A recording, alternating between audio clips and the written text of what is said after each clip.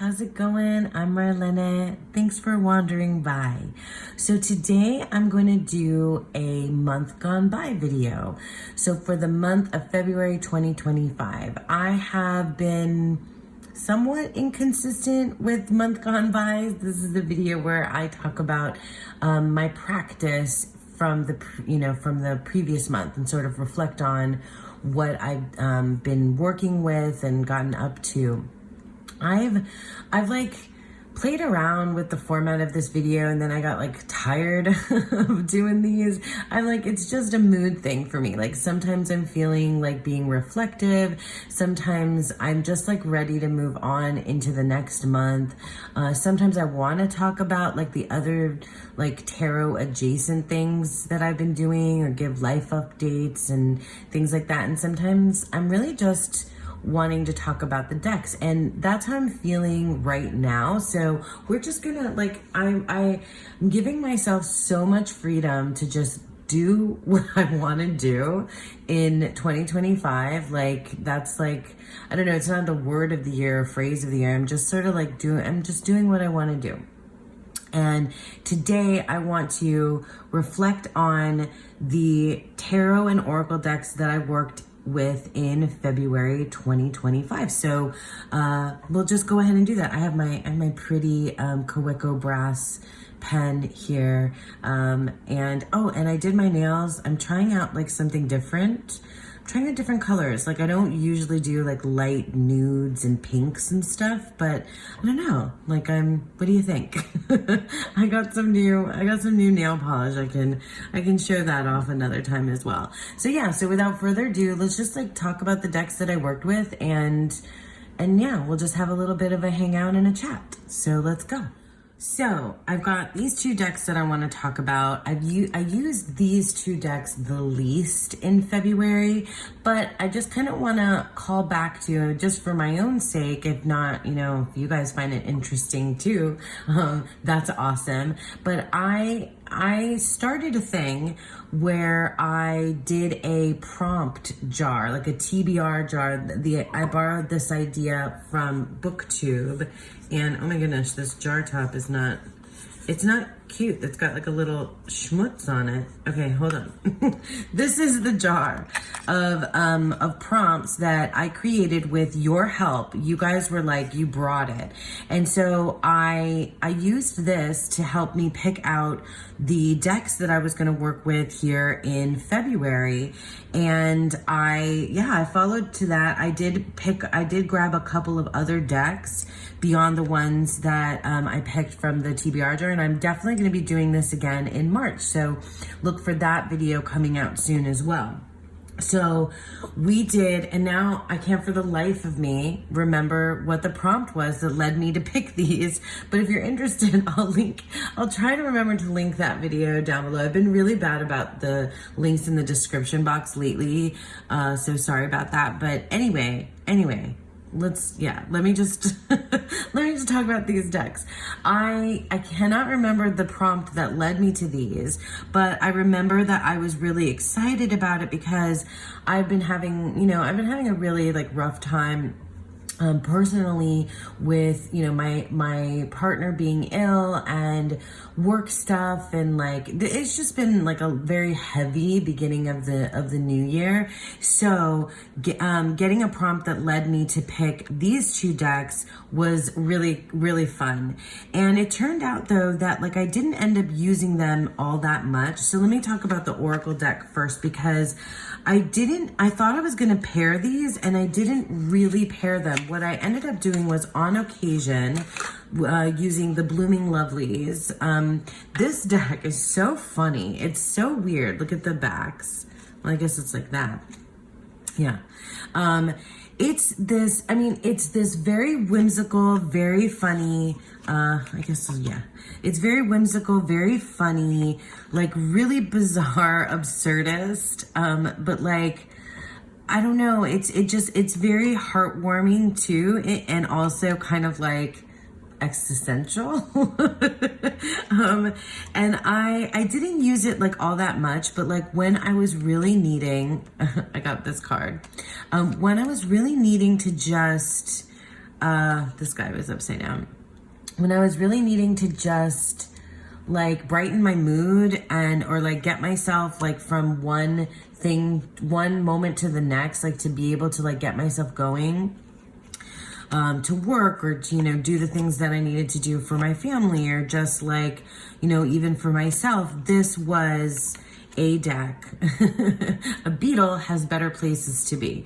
This was such a good choice, and so I didn't like use it a super ton, but when I did, it was, and then there's I keep that in there, the title card or the explanation of the deck. But when I did use it, I was glad that I did. And I think like it was like a dose, like it was just like a little dose of medicine that really helped me out. Your tale deserves to be told. Yeah, I liked it, and I didn't use it with tarot, and I thought that I would, but I didn't. So yeah, so that was the Bloomin' Lovelies Oracle. If I can get it to go back in its box. There we go. So yeah, so the Blooming Lovelies Oracle. And then the Tarot of the Magical Forest. This is like one of my favorite decks. And it's a good mood deck. And I've talked about this, before when I've talked about this deck. I have trimmed and edged mine, and part of me wonders if I would want to go like get another full-size version of it again, but I don't know. I don't know if I would or not. I used this a few times. I think I did like smaller spreads with it, just like 2 or 3 cards max, and it was very, because this is an RWS clone, and because it is just like so like ridiculous. I don't know how else to say it, like, and I mean that in the most like loving way, because like these big-eyed animals, I'm sure many of you have already seen this deck, the Tarot of the Magical Forest, but like, every time these creatures come into my life, they just brighten my spirit. But it gives really good readings too, and I only did a couple, I think. For whatever reason, I think I was needing like less whimsical, more like I don't know. I guess when I show you the other decks that I was using, you'll see I was maybe needing a little bit more like gentle in some cases, and then more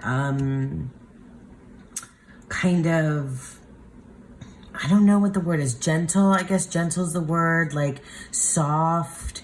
Not that this isn't soft, but this is just so, it's just like, it was really like hilarious. And it's funny I'm saying that because like literally the only thing I've been really able to watch, I guess I am going to talk about what I've been watching, is comedy. I've been watching, SNL, Saturday Night Live, had their 50th anniversary special in February, and leading up to it, they had all these documentaries for Saturday Night Live, and then they also had like, you can get clips of Saturday Night Live, on YouTube or, anywhere. But I really did like a huge deep dive into SNL. So I was just watching a ton of comedy, especially towards the beginning to mid-February. I needed to laugh, and I'm a huge SNL fan. Huge. I love, the old cast, or the first cast that, was like what my parents' generation was, watching in the 70s or late 70s, early 80s.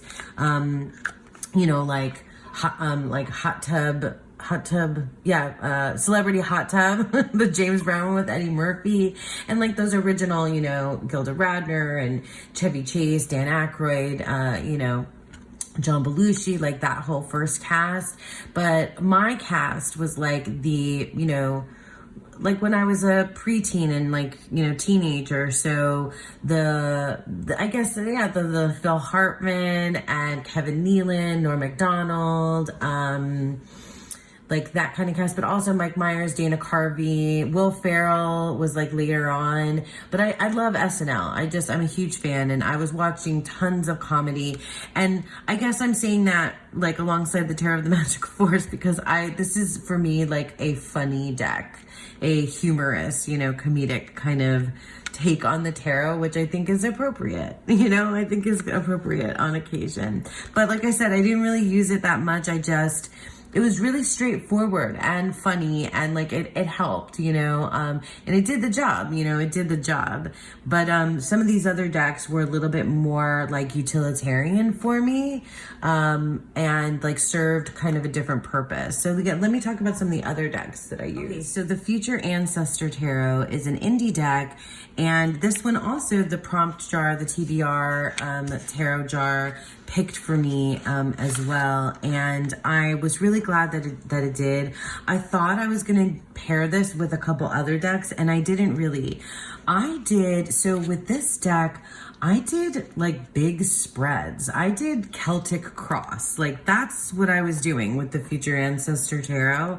I was doing like huge, big, explorative readings, and I was rarely pulling like less than 5 cards. I was using, I was trying out like different spreads, but like I love a Celtic Cross. I really do. And this was the gentle, but like kind, but like letting you kind of understand yourself deck that I needed this month. I had like lots of things that oh my gosh, the star card. So I'm in a star card year. So I've definitely been working a lot already with the idea of like hope and healing and, everything that the star represents. And I've been paying attention to the star card in every single one of the decks that I'm working with, and I hope that I keep that up throughout the year, just like to touch base with and check in on the star card of each of the decks that I'm using as part of like my my star year. I haven't really done that before with any of like my year cards, so last year was the Tower, which is kind of funny. But anyway, so the Future Ancestor Tarot, I believe, I want to say that there's a new printing or new edition of this deck, but I'm not quite sure of that. This deck though, it's so lovely. It's just such a lovely experience and like so spot on, but also like it's very RWS, but the way that these little like cartoony characters and just like the scene that is happening, it really does kind of do something a little bit different enough that makes you go, like how am I going to reinterpret this for the way that I understand, the 7 of Needles, which would be the 7 of Swords. And it's such a like a really like, it's like walking like down this path and like being greeted by like interesting, like seeing a flower or seeing a puppy or a kitten or like something off to the side. It's not like, or even something, not anything menacing, but like something interesting, like a piece of artwork or like, coming upon like a cottage or like, I don't know what this metaphor has derailed. I've derailed a little bit. But what I'm trying to say is that like, it just like, look, this is the 7 of Wands, right? 7 of Candles. And it's like, okay, like, it's just like an interesting, like you can see the inspiration there. And then I feel like it's like a little, like you're just taking like a little path through it to like, figure that out, like you've stumbled upon like a plant that you've never seen before, or like I said, like a little lost puppy, maybe even, or kitten, or something, or like a squirrel like stops and looks at you and like, hey, you're like, hey, what's going on, or like there's a piece of artwork where it's unexpected. Like that, I hope I'm making sense. Like that's kind of, at least this time around, what my experience was and with this deck, and I've used it lots in the past. But like I said, this time around, I was really exploring large spreads, which is interesting. Like I don't often do Celtic Cross, but it is a go-to, and I just did. I did Celtic Cross. I did a 9, then a 9 card spread. I did like lots of different things with it, and it was just, it helped, it helped me work through some things that I had been thinking about, some more like emotional things that I had been, wanting to think about, work through, and in its very little gentle way, this deck, the Future Ancestor Tarot, really did that job for me in February, and I was really glad that the prompt led me to work with this specific deck. So let me talk about another, and this is going to be more of a combo of decks that I use. Okay, so my TBR jar, this guy, the prompts also led me to these 2 decks, which I can't remember. I should be, you guys let me know if you want me to remind you of the prompts that led me to the decks, but it's just funny. I have zero memory of what the prompt was, but they led me to the Wild Child Oracle cards and the Dark Days Tarot. These are both indie decks. I think the only mass market deck that I have was the Tarot of the Magical Forest. But in any case, these 2 decks, it led me to these. Let me show you the Oracle cards first. So the Wild Child Oracle cards, I'm not sure whether or not this is still in print. I'll try to be good about putting links in the description box for you guys this time around. But so this is, let me just put this aside. So this is, oh, I know what it was now. It was a deck with an unusual shape. That is what the prompt was. That's what led me to this. Oh my goodness. Yeah, because then the Dark Days Tarot is square shaped. So this deck, oh my gosh, I have definitely used it in the past.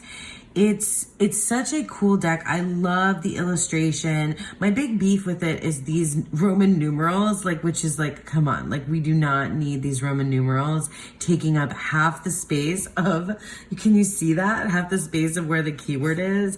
The keywords are and there's key phrases too, are there's no rhyme or reason really to them. There's sometimes titles, sometimes nouns, sometimes different things, but for whatever reason, sometimes verbs, for whatever reason, they tend to work for me, and I really like this deck. Now, I use this only paired with the Dark Days Tarot, and that seemed to be such a good combo. So the Dark Days Tarot, this is an oldie. I think this deck has been around for quite some time and been all over the hero tubes. I also enjoy the guidebook for the Dark Days. I used it a little bit, but it doesn't explain the scene. And this deck, it definitely goes its own particular way in terms of some of the scenes depicted. For example, because this is a card that I just got today, the 6 of Pentacles, and I was looking at this scene and looking at the scene and trying to figure out, is this a meal?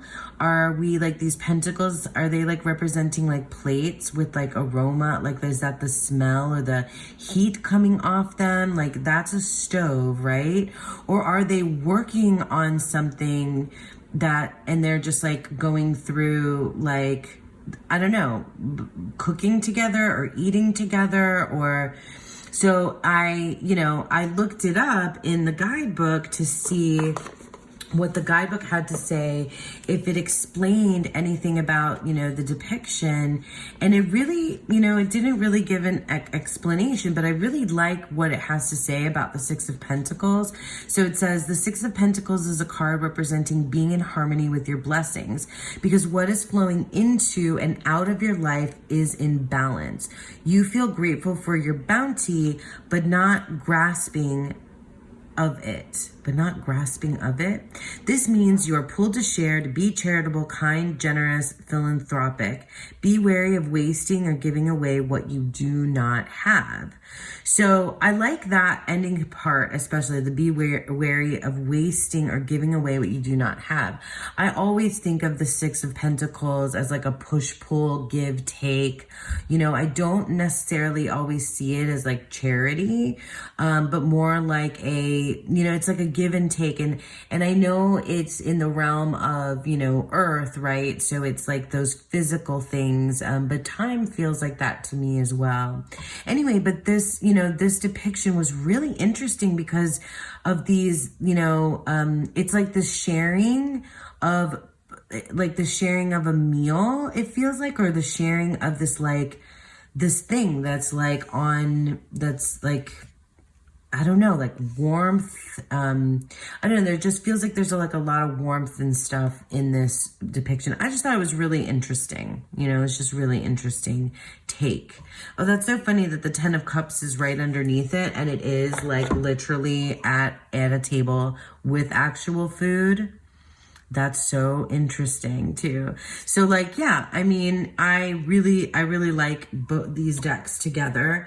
I'll show you, I'll flip through a little bit and show you, how they look next to one another. Oh no, things are going to be upside down. Things are going to be upside down because it's a square deck, and it's like really hard to keep it. But so in the Dark Days Tarot, all of the majors are in white, and then all of the minors are black background. So, maybe I'll just turn it over again and hope for the best. But yeah, like you can see how this a black and white deck can be paired with so much. But this just it just worked really well. And I liked the combos together. I really did. Like, look at this. Light and the Seven of Cups. That's so, it's so cool because what it immediately makes me think of is here's this mermaid who's like, I love a mermaid, and I love the mermaids in this deck specifically. But so here's this mermaid who they seem to be submerging. So they're letting out their air bubbles, and it seems like they're going further down into the deep. And there's where their Seven Cups are. It's this release of these ideas or illusions or things that they're wanting. Oh, sorry, people are walking by. I don't know, so many different things that, that the Seven of Cups, but and here's the light, and it looks like this mermaid is submerging and going further away from this light.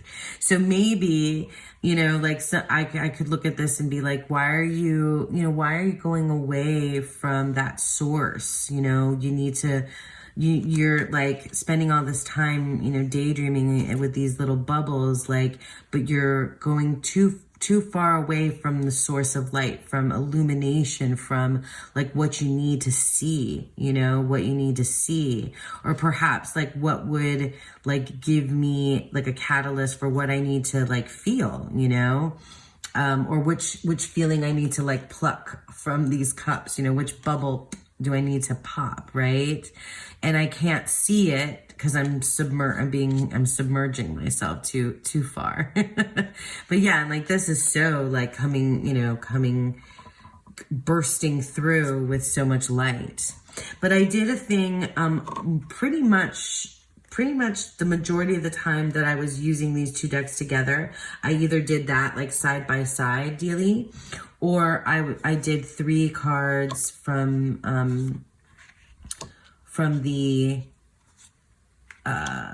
this deck, from the, oh my gosh, the Wild Child Oracle. And then I put 3 cards from the dark days underneath it. So this was pretty much like the combo that I kept working with. And each one related to the other. And I didn't have like spread positions or anything like that. I was doing just much more like free flowing, and just allowing myself to, you know, follow the way that the cards were reading based on, you know, maybe when I have like a 3, you know, when I have 3, I kind of tend to do like past, present, future sort of thing. But I don't know, not so much with this one. I was just kind of allowing myself to understand these in combination with each other. And then these, you know, this path. I don't know. It was just sort of like just sitting down and having a think more than having like a real formal reading. Or I didn't really journal, you know, so like Amber and the 8 of Wands, Crescent and the Moon, that's beautiful. Shelter and the Lovers. Yeah, that's good. I mean, you see how well these, I mean, for me anyway, they seem to be such a sweet combination. I just really liked it. So we have Rainbow here, 5 of Swords, Thorn, and the Knight of Wands. Oh gosh, the court cards were just stalking me like all month long. And also the Fool. I got the Fool a lot this month. So we have Rainbow and the 5 of Swords, Thorn, and the Knight of Wands. This Knight of Wands is so interesting, right? Like, this is another one of those tiny knights. I gotta tell Rumor. I don't know, Rumor, are you watching? Do you have this? Is this a tiny knight or is this a giant bird? What do we say? We say tiny knights. We say this must be a tiny knight, right? Oh my God. If you don't know, like I have this thing, and Rumor Haven, who also has her YouTube channel. If you haven't seen her, I'll leave a link below, where there's several different decks, starting with the, why can't I ever remember the freaking name of this deck?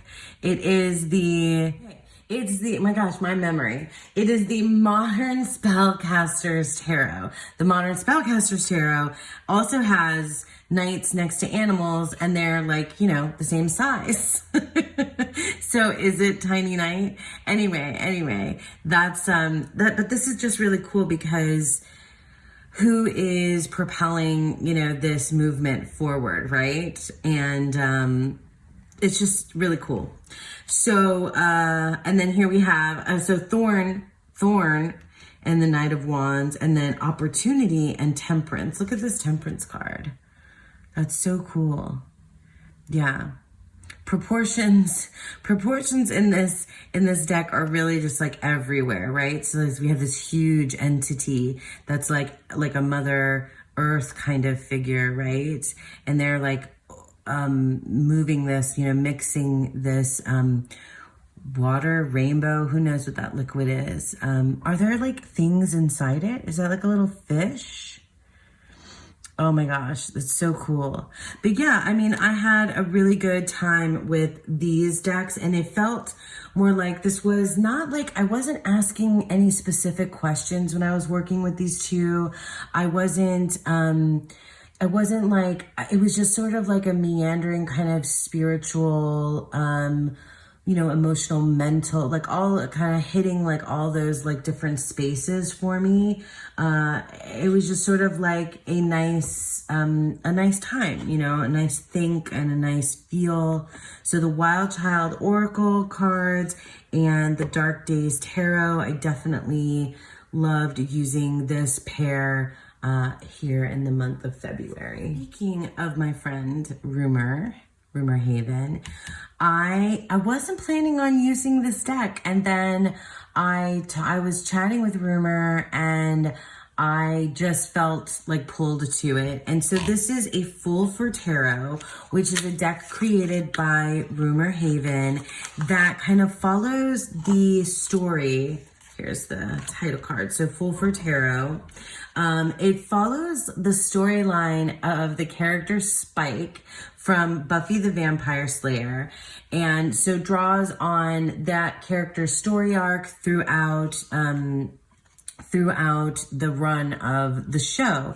And I'm a fan of Buffy. I'm not like an uber Buffy stan, but I definitely have seen Buffy, and I do rumor, I do prefer the movie Buffy the Vampire Slayer to this show.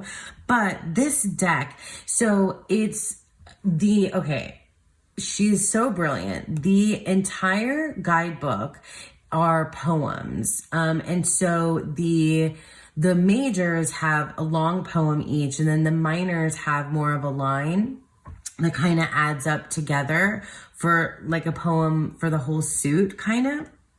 And it's a pip deck as well, which I really love. My gosh, the Fool card, starting when I started using this deck, and also with another deck, I've been getting the Fool card a lot. But like, it's so good. Like, all of the choices, I mean, I love a black and white deck with red. Black, white, and red together, amazing. I mean, it's funny too because of the onions for the pentacles, and then all of the court cards. The court cards didn't hound me in this deck like they did in others. Oh, I got that devil card too. But I do love a pip deck because it just makes me and she's so like such a good choices. So like, you know, the Five of Pentacles, and there's no bloomin' onions here. I mean, like, it's just really clever deck. Look, and I definitely made sure to, although I didn't pull the star card, I wanted to take the star card out and take a look at it. But I love when the red pops up. But the poems, like, not even really like knowing necessarily what, you know, episode this came from. But the poems, like, for someone, like, this deck can work for someone who doesn't even really necessarily know Spike or Buffy. Like, it worked for me regardless. And I think that, I was saying about the minors, right? So she did them very cleverly, but when you have a pip deck, for me, it really makes me focus in on the numerology, and specifically like the progression of where I am in you know, in the sequence of events. And it makes me kind of home in on the like elemental story that appears in the suits in my mind. Like, look at this is the Six of Cups, or Coco. Just so good. And I needed that like kind of like minimalism of a pip deck to kind of get me to see things more clearly. And so I did like a couple of very specific readings around like a specific situation with this deck, and it was so good. And I was all about the Celtic cross and bigger readings this month, which is it's so not like me, because I'm usually like more a couple of cards kind of will do me sort of gal. Oh, look at this Eight of Cocoa. And then there's the moon in that one. Like, that's like, and these are, so good. It's so good. It's such a good deck. And I'm saying that, like, even not having been a big giant fan of Buffy, like, I couldn't really tell you much about Spike. Although I know that there's a whole like love story triangle, and I know that Spike is a very like, you know, complicated character, which is, those are my favorites. Like, you love him, you hate him, you love to hate him. You know, he's attractive. Like, he gets you, he can get you. And Buffy, you know, so I know that like there's part of that in the story arc. But anyway, like, this is also one of my decks. Did I say this already? On my 25 in 25 decks that I want to use. And I honestly don't think I'm done with this deck. Like, I think I'm going to have it near me in March as well, because it's very just clear. It's a very clear reader. And the poems just make sense to me. They just make sense to me based on on the tarot and what I kind of know about Spike, but it really doesn't matter. Like it just was right, you know, like, and when it's right, it's right. And I don't want to, like, I'm not done. I'm just not done with working with Fool for Tarot. So yeah, that's Fool for Tarot by my tiny night, my tiny night brotherhood buddy, Rumor Haven. Okay, so next up I have a tarot and an oracle that I kind of sort of paired, but I also kind of sort of used like on their own this month. Let me talk about the oracle deck first, because this is the Sustain Yourself Oracle. This is the same creator that did the Voyager Tarot, I want to say. This box is like falling apart. I had to like put tape all over it, and it's a huge deck with a ton of cards, and it's very like, you know, earthy and ecological, and just it's you know, that's kind of like the theme. It has a guidebook that I couldn't be bothered to use at all, although I know it's a pretty good guidebook. But like for me, it was the title of the deck that because I didn't pick this deck out because of a prompt. I just grabbed it because Sustain Yourself Oracle. So like I know that has more like environmental you know, connotations, and that's what the deck was like kind of made for. But for me, it was like but also like it kind of took on like a spiritual, emotional thing, and like what I was having a rough time. So like I really needed like a day by day, even moment to moment sometimes, reminder of what I needed to sustain myself. Okay. What I needed to keep myself like in the game, to keep myself, you know, keep myself going, moving, feeling, going forward, and like propelling myself through, you know, some tough times. And this was the deck, like, look at this, Joy, Leap and Lemur. So what I did mostly with this deck was kind of like with the Bloomin' Lovelies, but more in a like, I don't know, this like kind of like instinctual, like survival kind of way. I was just like, what do I need? Like, what can I get? You know, what do I need today to sustain myself? I got this card. I got this card too. Dogs. Yes. Okay. Trust. And I loved it too, because I was like, okay, so is it trust and then dogs, like trust period, dogs period, or trust in dogs? You know, I kind of could add that in, trust dogs. And I do. And I have my little Hilo, who I love.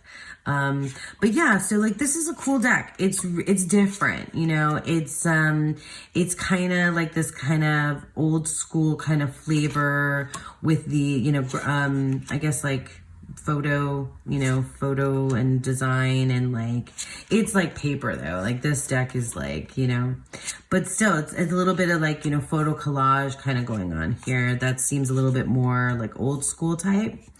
Look at this freedom with these horses.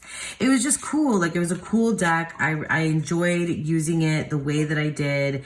It gave me exactly what it was that I needed in order to sustain myself and get, you know, just get through, like make it through. But so along with that, on occasion, I use these two together. So this is the She-Wolf Tarot. I do not know what edition this is, but it's an older edition of it. And I got this secondhand, and it was this beat up already when I got her. And this is another deck that was in my 25 and 25 that I wanted to make sure that I used this year. Sorry, there's a butterfly that's like flitting around like right outside my window, and it keeps distracting me. I'm like, butterfly. Oh my goodness. So the She-Wolf Tarot is a deck that I've had for a while, and it was on my list because I hadn't used it enough. And this is a Thoth-based deck, which I don't know. Like, yes, I feel like it's a Thoth deck. Well, here, let me show you it. I don't know if you guys, I'm sure you've seen this like many times. It's very pink and very pastel-y kind of. Not lots of naked folks in this. Like, it's just like bodies. It's really just bodies. But when you read the guidebook, it really kind of just pulls upon the astrology, of the tarot that's connected to the tarot. So when you are reading your court cards, or when you're reading your minors, the decan and the astrology, that's tied to it really features in the explanation in the guidebook. But I'm not so sure that the image really like reads that astrology to me necessarily. So there's a little bit of a disconnect there for me with some of the cards, not every single card, but it was still good. Like, here's the thing. What I used this deck for was very specific, like my work situations, like with my job. So there's just kind of like a bit of drama in the workplace, often enough for me, but especially some things from this month. And this deck helped me, like I feel like it's kind of made to do, helped me feel like empowered to handle that work situation. And so, I was asking it specifically about it. So, it did the work, right? Or it did the job. It did the work and the job about my work and my job. So, yeah, I liked it. And I'm not sure that I will go back to it again this year in 2025. I did spend a good bit of time with it. I definitely was doing a lot of 3-card readings. So I was doing, from the guidebook, there's a 3-card reading, which is a similar one that I think a lot of people use. But the one in the guidebook is, the situation, the challenge, and the solution. And so that felt so appropriate for like work stuff for me. So we were doing the situation, the challenge, and the solution.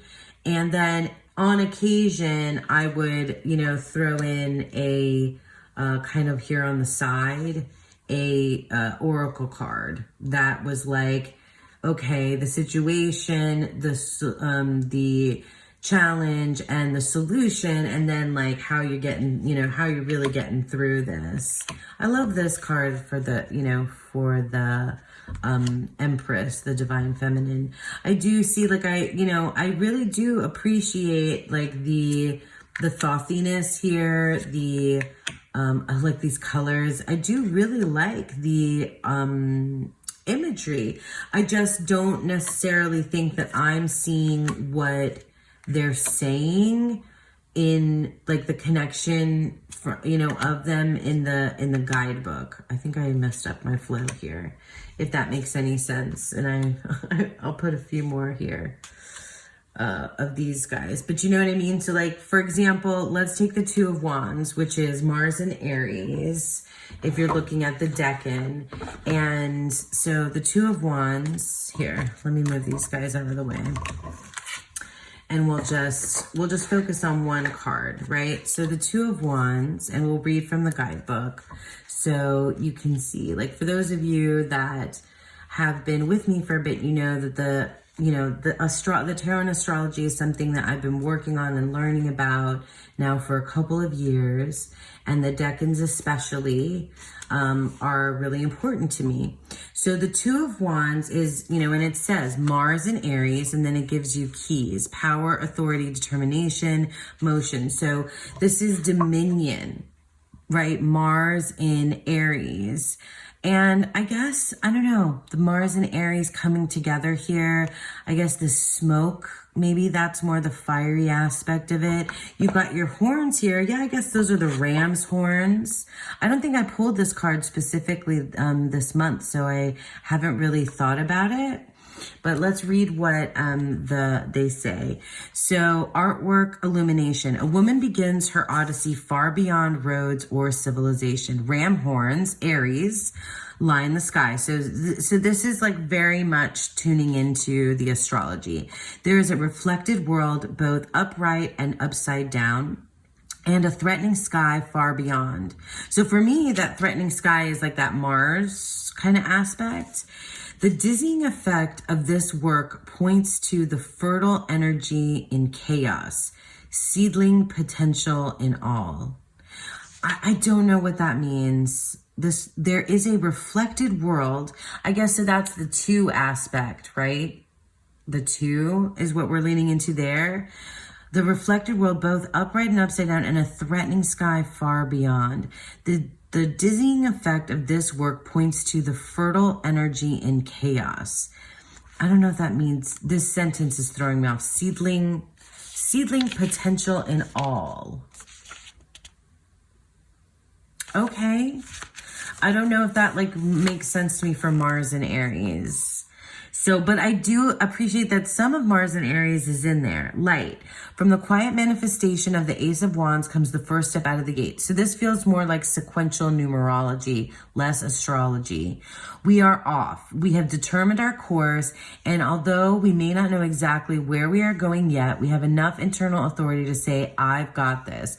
When we pull this card, we are being asked to take a brave step towards what we want. So that feels numerological, that feels elemental, and that feels RWS more than it does Thoth-y, like Dominion sort of leaning. But, you know, I'm just saying, Mars and Aries can be a formidable combination and may make us a little brazen in our confidence. Okay, so that's feeling more like, you know, dominion over this land. A little of this is good and will help us along any hurdles we encounter in the beginning, but we must be careful to not get too cocky right off the bat. Okay, so yeah, I feel like this is, I mean, it's really interesting, and that's why I think I'm keen to kind of like give this deck more time and chance with me, because it is a cool blend of all of these different things that I really love about tarot, because I'm not just a Thoth girly or an RWS or an astrology, kind of only, right? It's not only one of those things. It's like all of those layers. I love to put all that kind of stuff together. And I'm not sure entirely if the blend necessarily always works for me, but I think it's really cool. Like, I think it's also really ambitious. It was really ambitious, but, yeah. I don't know. I really did like it for like job and work related readings. It did feel empowering and it did do the job for me when I used it. And I did like it. I did like it next to this sustain yourself, although I didn't often put them together. So that's the She-Wolf Tarot and the Sustain Yourself Oracle. So, a couple more decks that I played with here in February. And so finally, the deck that I used hands down the most in the month of February is the Rosetta Tarot by M.M. Moline. This is another indie deck. I think a prompt allowed me to pick this deck because I knew I wanted to use it, and I was using it in January as well.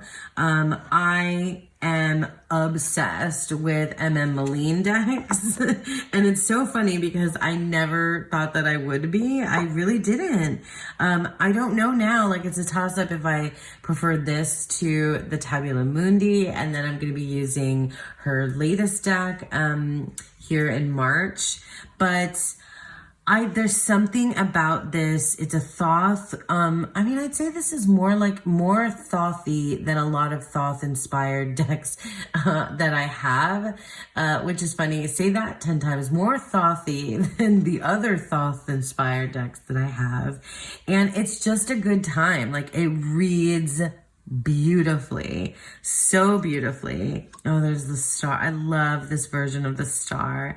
This deck, it feels so like, what's the word? It feels so like, grassroots. Does that make sense? Like, it feels like I'm on the journey of creating the deck with her, even though this deck has been out for a long time. But I know this is like, I think this was her first deck.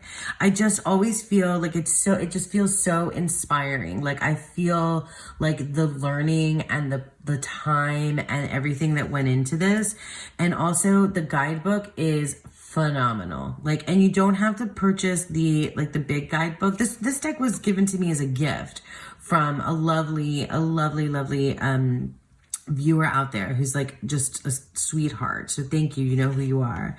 But in any case, what was I saying? Oh, you don't have to purchase the guidebook, because if you get this deck is available on the Fool's Dog app, and you could download the book there. And I often use the Fool's Dog app on my phone, and on my iPad at work as well. Like, when I'm on the go, and I don't take this deck with me to work.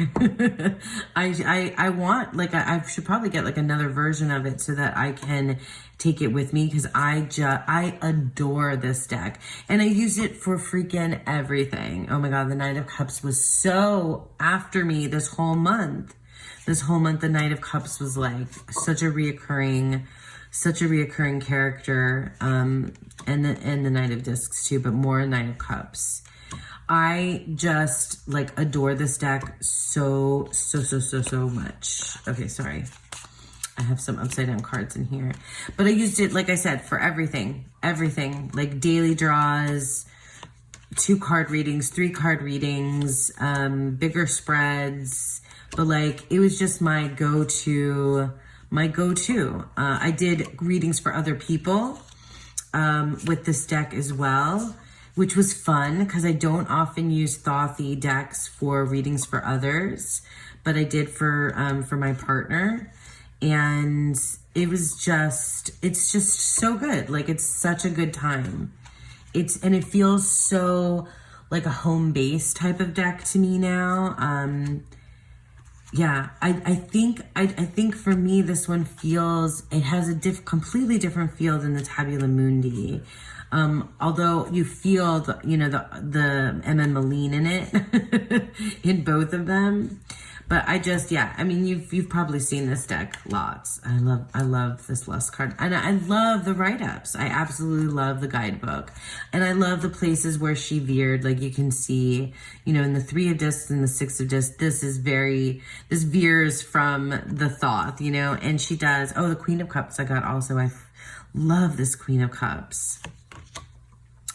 Yeah, I mean, you can see the places where, she did something a little bit different, but also it just feels so Thoth, it's so Thoth. I love this 8 of Wands too so much. Okay, yeah, I'm just a big fan. Oh yeah, this was the reading that I got most recently. The Fool, the Universe, and the Lovers, like, it was big major energy. I was getting a lot through this month. Like, yeah. But that was I think this is the last reading that I did, the most recent one that I did with the Rosetta Tarot. I love the backs of this one too. Shuffle's great. I also need to get like this size version of the Tabula Mundi, because I have the medium or smaller one. I'd like to have the big one for this. Or maybe I'll get the smaller Rosetta too, so that I have, I mean, if if I had unlimited funds, I would definitely be doing like a whole, all these different versions of these Aline decks. But yeah, the Rosetta Tarot, I'm probably going to keep nearby in my basket, nearby me, because I probably, will be using it again soon, if not in March. Yeah, so that's the Rosetta Tarot by Emily. Okay, that's it, guys. So that was my whole month of February 2025. I was kind of all over the place with these decks, and I really enjoyed that actually, and my TBR jar picks was the reason why I kind of was so like there were certain jobs being done, which I thought was really interesting. So I'm definitely going to be doing this again for March. So look out for that video. And yeah, thank you guys so much for sticking with me. Let me know what you got up to this month in February. Would love to hear. And yeah, thanks so much for being here. I hope that you all have a beautiful, wonderful day. Bye.